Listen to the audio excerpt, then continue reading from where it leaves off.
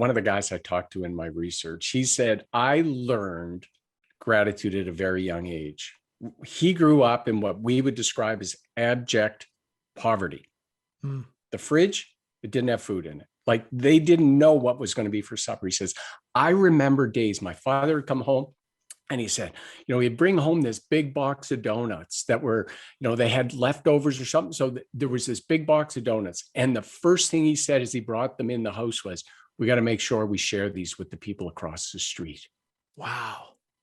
Like, so this notion of, and so they gave not from their excess, but they gave from what they had.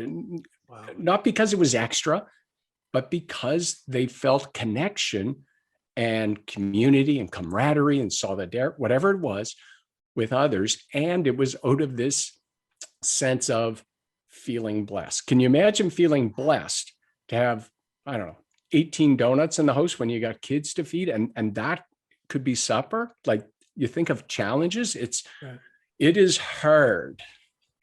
It's harder to be grateful in the midst of challenges. At least for me, it is.